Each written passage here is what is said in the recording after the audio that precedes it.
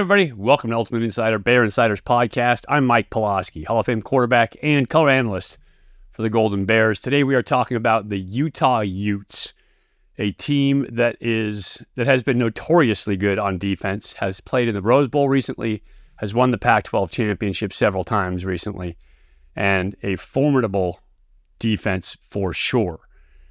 Bears travel to Rice-Eccles Stadium, and that is a tough place to win. Let's just start there. So the Utes are 17-0 in their last 17 games at home, and they've won 28 of their last 29 games at home, so very good. Kyle Whittingham, in his tenure as the head coach at Utah, has had 5 perfect home seasons there, including 2022 and 2021. So the last 2 seasons, they've been perfect at home. Very good home record, obviously. Couple things play into that. One, they have a great home crowd. They're loud, they're obnoxious, they know when to cheer, they're very savvy, they're way into the game, so they dig it, they're all about it, and they're good football fans. Secondly, it's a mountain town, so it's at elevation, it's at altitude, and that can play on your physiology a little bit. It feels tough to breathe. There's less oxygen, for one, but B, it feels dry. And when it feels dry, your lungs feel dry, it feels like it's burning. You get a little psychological boost if you're the home team, little psychological hit if you're the visiting team. And so getting over that is just mental, understanding that it's just mental and getting through it is how you have to master that. You can't go there, unless you're going to go there for a couple of weeks to prepare for the game. There's nothing you can do about it. You just got to show up and play as well as you can, stay hydrated, and you'll be fine. You'll survive it, right? So convince yourself you'll survive it and don't let your body's physiology screw with your head. The Bears can do that. Coach Wilcox has played at altitude before. They've played at Colorado. They've played at several places where they've played up. And so Tucson is a game at elevation a little bit as well. So anyway, that's one thing. It's a tough place to play, good home crowd, playing at elevation. Those things play against you. Not as big a deal as playing Kyle Whittingham and a great defensive staff. Now, Kyle Whittingham has been there for almost 2 decades. He is the longest tenured coach in the Pac-12. And his defensive coordinator, Morgan Scalley, has been there with him for 16 years. So they know what they're doing on defense, and they don't do a ton. They run an even front, so a 4-man down front. They have edge guys that can absolutely get after you, and they play man behind it. So they try to lock you down in the corners. They play man with the safeties, and then they run 4-man front that's blocking the blockers and let their linebackers tackle. Simple formula. They play a little bit of junk, so you'll see some safety blitzes. You'll see a few twists and a few stunts. You'll see some bare front, so a little different changeup that you have to practice for week in, week out. But essentially, they're an even front team that's going to play you man or 3-match, which essentially turns into man. And you have to try to beat them at that game. They're going to be physical. They are going to fly to the football. They're going to know and execute their assignments. And so you have to beat them to the point, and then you have to punch them in the mouth. You have to hit them, move them, get them out of the hole that you are trying to use if you are running the football. So clear the gap, create the space and zone. And then if you're running routes, you have to get open against man. Against cover 3, you have to use 3 beaters, which stuff like sail down the sideline, 3-level vertical floods, over routes, those kind of things. If they're going to be man and get after you with the edge guys, we'll talk about him in just a second, then you have to do quick runaway routes, quick outs, quick slants, shallow crosses. Mesh can come into play a lot in this game versus man, so you can rub people off because picks are illegal. And so you'll just be rubbing across the middle there and people can get knocked off. But things like that. And then if they want to come up and press, then you have to take your shots over the top.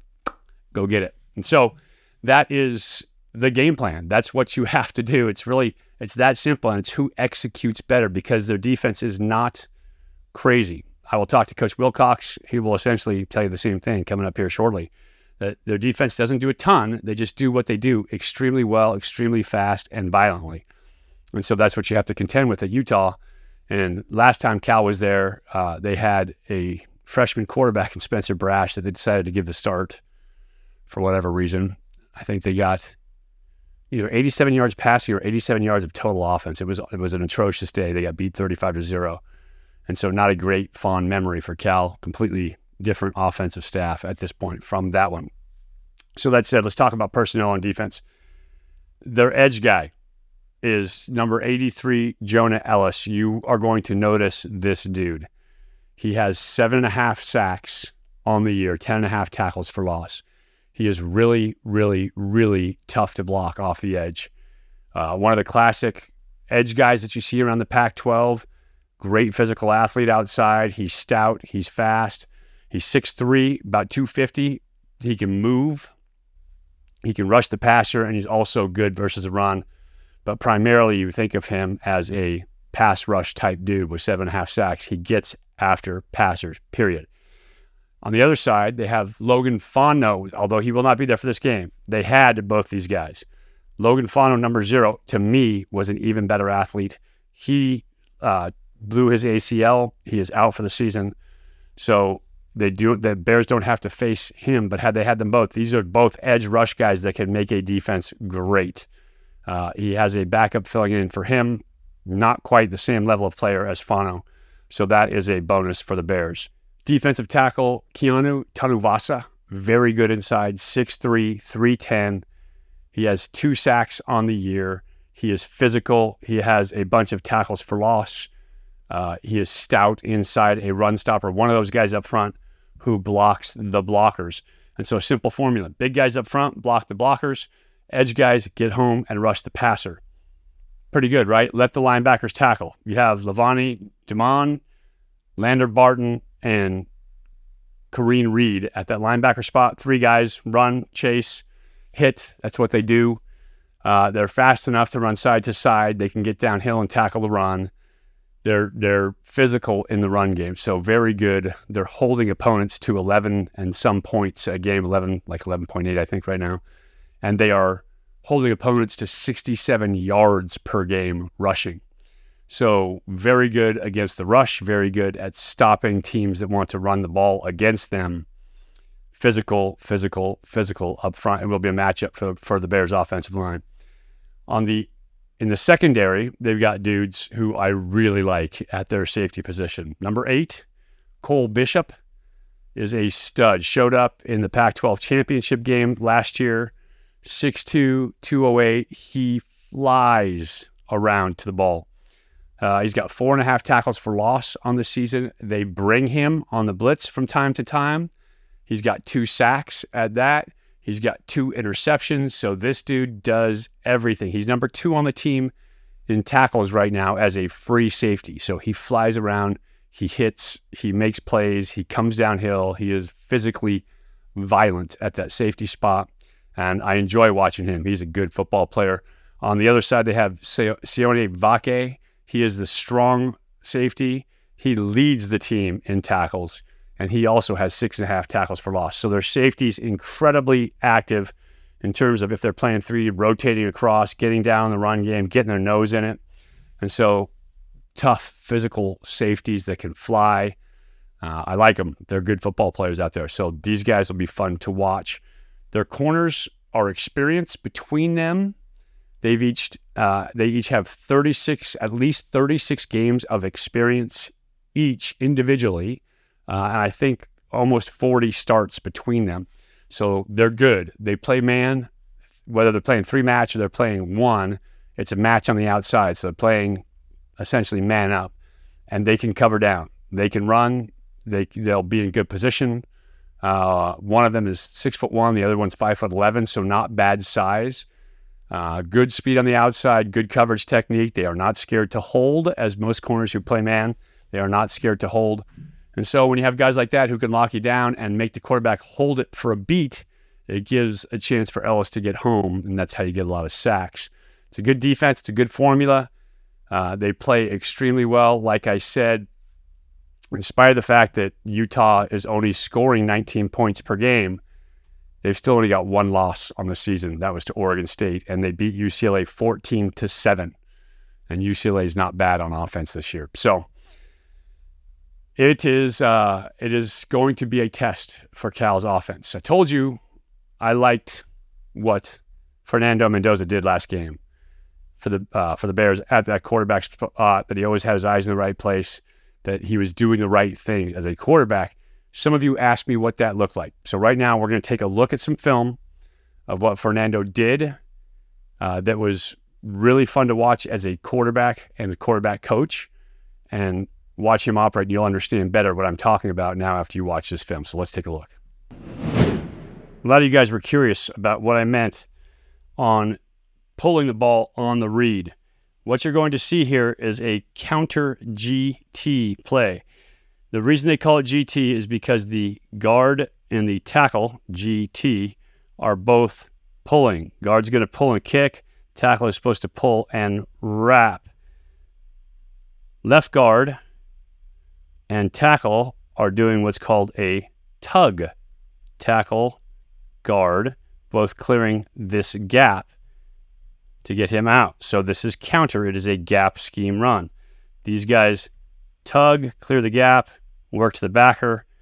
Guard kicks this end. Tackle wraps and looks for work because you're going against a 5-man box.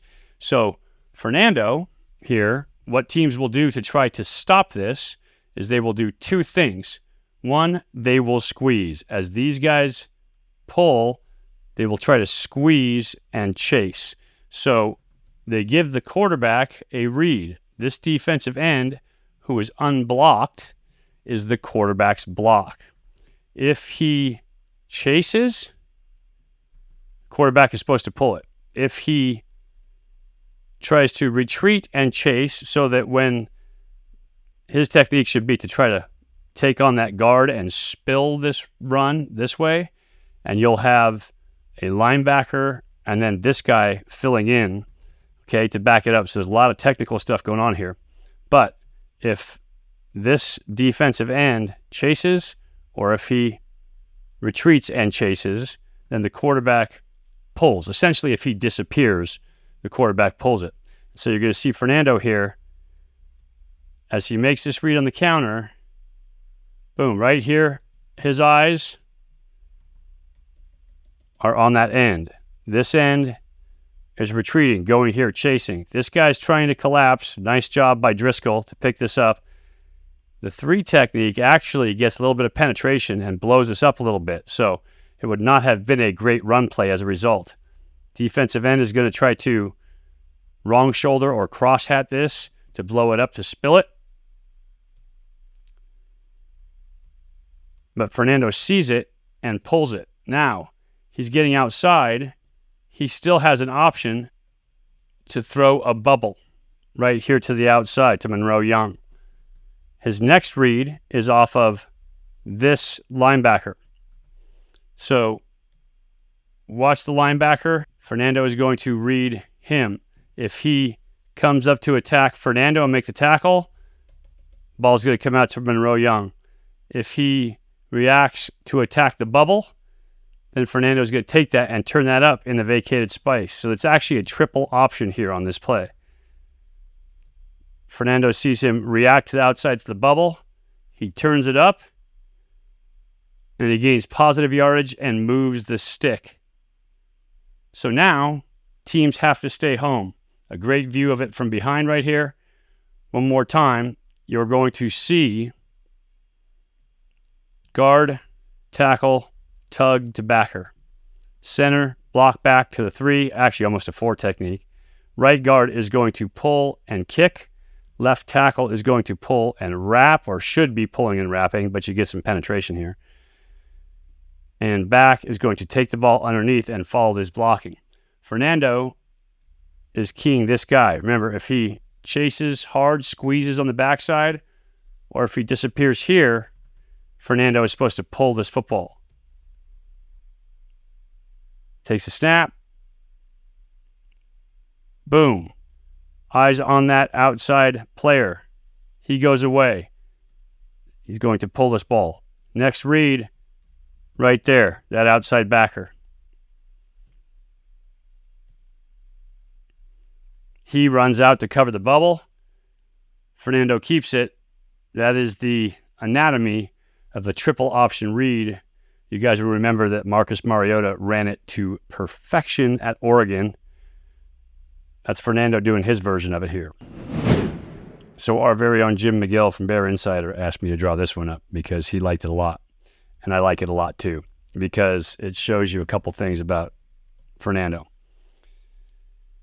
So what you have, trips to the boundary. You'll see 3 receivers, 1, 2, 3 up here. You've got man on the outside, man coverage here.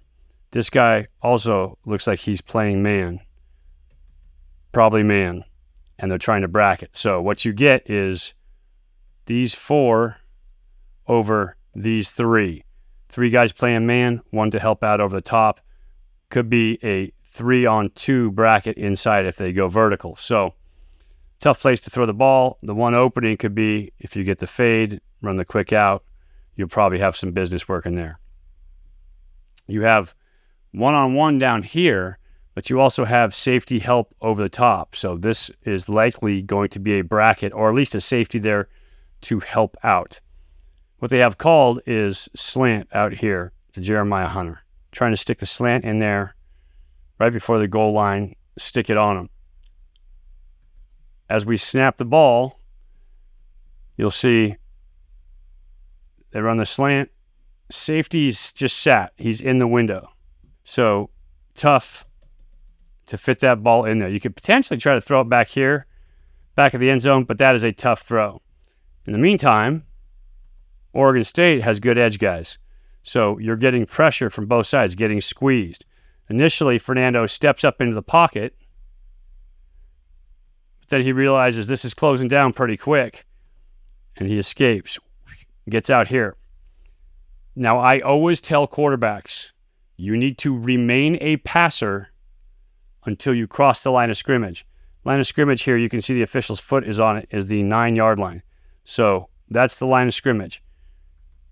Fernando, as a young quarterback, what they'll often do is just take off running. Boom, try to get the yardage. And so he had some yards in this play, but instead, he remains a passer as the backer comes up to attack Fernando to make that tackle. He sees Ifanse open in the route downfield and dumps that ball off. And as we all know, Isaiah Ifanse is really hard to tackle. So we'll watch that one more time, full speed, and you can appreciate the beauty of this. Good read.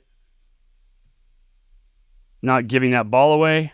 Tries to find his back. It's not there. He runs, but then realizes he's still a passer and dumps it off. And look at him get up, how pumped up he is. I absolutely love that. Finally, how did Jack Andrews get so open down the middle of the field? Well, clearly Spav had an indication, or he had some tendency on Oregon State's defense.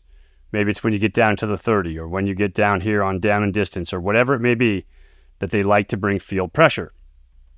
And so what you see is 2x2 here, 2x2, 1, 2, but Jack Andrews is attached as a tight end in that wing position. Oregon State is going to bring field pressure. Whoop. This guy off the edge. So they're playing man, playing man, playing man here. And this safety, I believe, is playing man there. And I'll show you why in just a second here.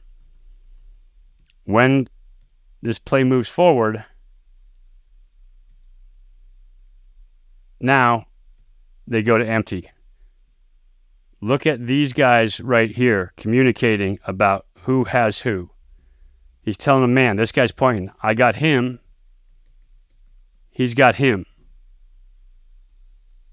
This guy is still coming on a pressure. He is still the blitz guy. He's man here. He's man here.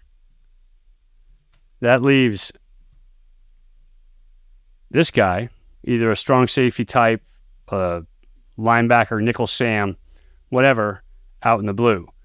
Also, take a look right here. That's what's going through his head. What are we doing here? Nobody moved, though. Strength shifted, and nobody really moved. So something's up. This guy is going to drop off underneath in a zone blitz. This guy's going to come on a pressure, which means 1, 2, 3, 4 guys are coming. Not a big deal. You can pick that up because you got 5 offensive linemen. But still, nobody has Jack Andrews in their coverage. You're going to see sits with slot fades inside, and Jack Andrews going right down the middle of the field, right down the pipe. Since nobody has him, Jack Andrews is going to end up completely uncovered. It's number 2 here, and he's trying to figure out, almost got back in place, but then he realizes, oh, wait, that's my guy. Too late. That ball's already out. You have 2 guys wasted in that coverage. The defensive end that dropped and number 2 are both out of position. He should have come over the top to cover down the tight end to replace him. He drops out. You bring 4. That is now sound. But because he didn't travel, he's out of position, and they beat him for 6. I will let you watch this one time in all its glory.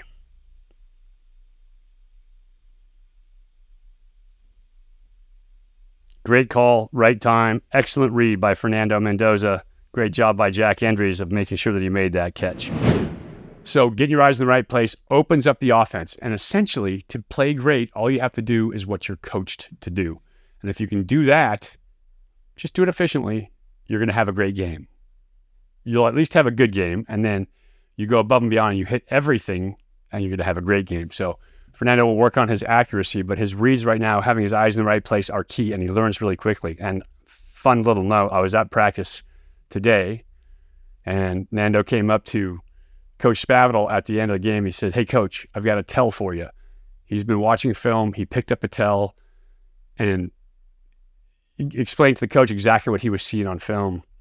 And afterwards, Coach Spavital and I looked at each other for like, isn't that awesome? Like, you love seeing that in a young quarterback. And so as a quarterback coach, that's exactly what you want from your guy. That's what I tried to do when I was a quarterback. That's what Fernando is doing right now. He is bringing more than just his physical play, more than just showing up, not thinking it's just about talent. He's doing the work and doing the right things and getting his eyes in the right place. So I love that. It was awesome. As a Cal quarterback, as a Cal dude, it did my heart good to hear him do that. So I love watching him. He's going to keep getting better from this point forward, working like he does. You watch him blossom. So it's going to be fun. Right now, let's talk to head coach Justin Wilcox for his preview of Utah. And he will tell you it is not a big, sophisticated scheme that you have to get ready for, but you better strap that helmet up tight. So this week, you talked about it, even maybe bigger, at least as physical, if not more physical on defense for Utah. That's what Kyle does with his defenses. Talk about the challenge going into Rice-Eccles, a little bit of elevation. It's going to be a hostile environment, period. They've been, filling out the stadium for every game. Talk about the challenge going into that game coming off of Oregon State. Oh, well, it'll be you mentioned it, hostile environment. They pack that place. They're really big and physical up front, both sides of the ball. And, they're going to play what they do, it's like they're going to line up and get after you in man-to-man coverage. Like, they're going to force you to beat man-to-man. They're going to play, run boxes. And then on offense, they're going to run the ball and play action you. They're good at what they do, and they're really physical. And, it comes down to who's more physical and who wins the one-on-ones. Sometimes we make this game out to be more than it is. There's scheme involved. There's no doubt. And you got to have good schemes, and they have good schemes. But at the end of the day, you got to play physical and you got to win one-on-ones. Yeah, good scheme, discipline about running that scheme, right? You can have the greatest scheme in the world if you're not disciplined about doing it. And I've seen teams that do that, obviously. And then physical, win the game, absolutely. Cam Rising is a big question for them. Here's a guy who he's a difference maker, right? He is a culture guy. He is the guy we've been talking about in terms of brings the attitude. The whole team picks up when he's there. Has not played this season, coming off of an injury. They keep predicting, the next game's going to be the game. The next game's going to be the game. They talked about after the bye week, which is, now for them coming back.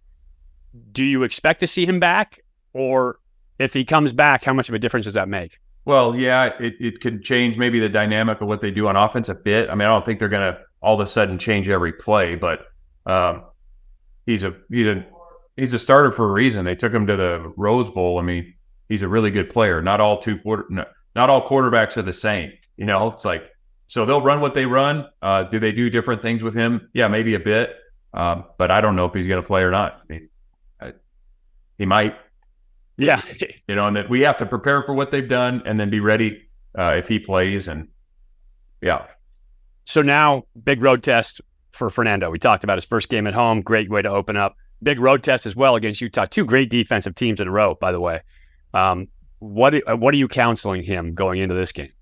Oh, just keep it between the lines, and I think he will. Like, he's so focused, and Fernando will literally try to do exactly what you tell him to do. And if you tell him to keep it between the lines, focus on the football on the field, and try to, not worry about the uncontrollables, that's exactly what he's going to do. And he's a disciplined guy, and I think he'll do well with that.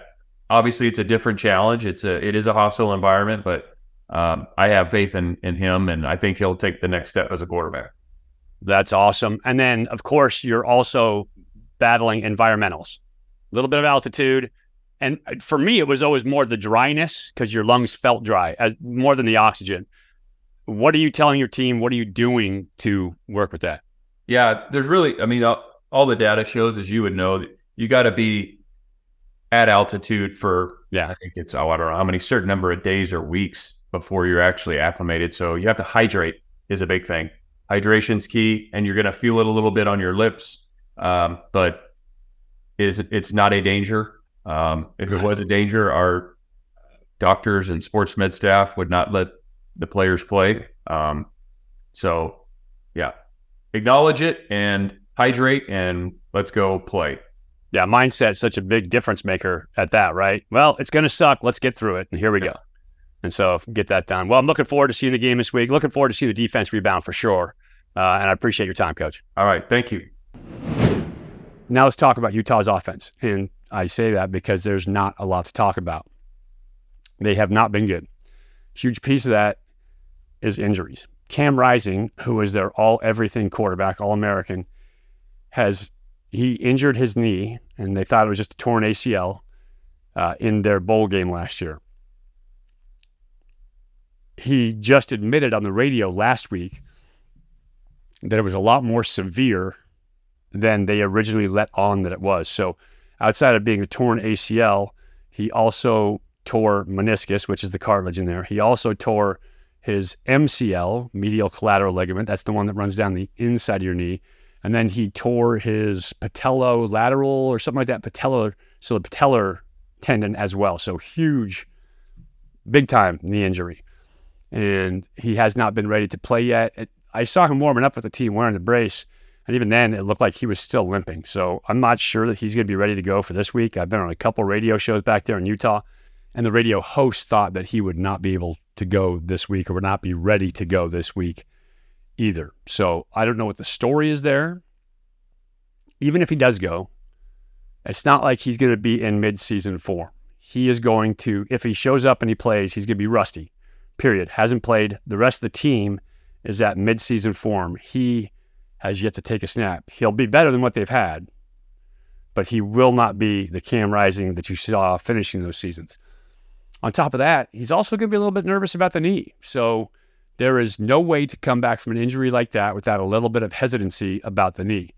And so game one, he is not likely to be the dude that we remember him being if he comes back at all this week, or for that matter, this season. So there's rumors that he may not make it back this season. We'll have to see how that plays out. I like him as a quarterback a ton. So I hope whatever he does the right thing for him to continue playing football, both at Utah and then professionally as well, because I really like him as a quarterback. I think he's a good football player. I think he's a great team leader. I think he will be undervalued in the draft, but a team that gets him, if they give him a shot, will then appreciate what he's worth and what he's all about. So anyway, all that said, they're averaging 19 points a game. No bueno on offense. No Cam Rising, no Brant Keithy. The all-everything star tight end is injured for them as well. So lost a huge target there. He is a really good football player. He is going to be a Sunday player. He's out. Micah Pittman, he was a receiver up at Oregon, you'll remember. He actually transferred to Florida State, and then in the spring tore labrum in his hip, which is that cartilage lining on the inside of his hip, and transferred to Utah, and then he has been injured with a shoulder at Utah, so hasn't played a ton there either. Their top receiver right now, Money Parks, has 160 yards receiving. That's it. Not very much. 2 touchdowns. They are averaging 3.4 yards per carry rushing the ball, 143 rushing yards a game. So, okay, middle of the Pac-12, not great. They are, in terms of scoring points, they are number 12 out of 12 in the Pac-12. And then they're passing for 154 yards a game right now, which I think puts them at 11th or 12th in the Pac-12. Not very good. That said, they beat UCLA 14-7 because their defense is so good. They held UCLA to 7, and the young quarterback down at UCLA, Dante Moore, looked awful because they had edge pressure on him constantly. So he did not look very good. He had a rough outing, and it was those edge guys that were wreaking havoc with him. And he was just guessing all day long. He was missing routes. Plus, UCLA was dropping some passes, so it wasn't just him. They had dudes that were dropping the ball as well. When you play physical defensive teams, you will oftentimes see receivers who get locked up and can't get their concentration, can't get their focus back in time to catch right. And so UCLA was having a problem with that. They were not catching the ball, maybe for fear of getting hit. I'm not sure. But they still won that game. So 14-7, they lost to Oregon State, same team that we just hung 40 on, although they hung 52 on us. But they lost to Oregon State 21-7. So not scoring a lot of points there in Salt Lake City. That said, Cal's defense needs to shore itself up. They need to bring it back together. They need to get their focus back. They need to get their discipline back, quite honestly, because they fell apart. And even Coach Wilcox said last week he had no idea why they were making the mistakes they were doing. I mean, he had an idea, but it was uncustomary for him to see one of his defenses and Peter Sherman's defenses do what they did last week. So defense has to get itself back together if they want to do anything. Again, remember, home record, they've won the last 17 games. Difficult place to play, hostile environment, second start for a young quarterback. He needs to get out, just be efficient early. If he's efficient early, he gives himself a chance. I showed you the way that he reads. I showed you the way that he sees the field. And so if he just does that again, and he's efficient and protects the football, no interceptions, or try to limit at least any turnovers, right? You still got to try to stretch the field. You still got to go for the shots when you have them. But be defensive of the football. Make sure you don't give it away. Make them earn it. But if you can do that, and the Bears have a real chance in this game because Utah is not scoring points. So I think if the Bears can put 28 on the board, it wins this game for sure. 33 would be nice. They're averaging 34 and change, so they're scoring pretty well. They rushed the ball for 241 yards last week. They can go in if they get the box numbers right, and if Fernando's making the right reads, they could have another good game rushing the ball. That would be nice, and that would help a ton, and it would alleviate some of the pressure on the pass game as well. But have to beat man coverage on the outside, have to be smart about what you're doing with the ball, no turnovers, and take the ball away. If they can do all that, Bears stand a chance of winning this game on the road against a very tough opponent. Again, the fact that their offense is hobbled helps, but the Bears stand a chance to win this one. And that's it for today. So, great opportunity for the Bears to go in and win one against a team that is not performing at their best offensively. I think they found a quarterback in Fernando, and it's just a second test for him here this week. But if they can put it together, they stand a chance. And that's what you hope for going into a game. You can always catch me on the radio. We start 1 hour before game time. So 1 o'clock Mountain Time, which means 12 o'clock here is when the game starts. So our pregame We'll start 11 o'clock here, KGO 810. You can catch me there.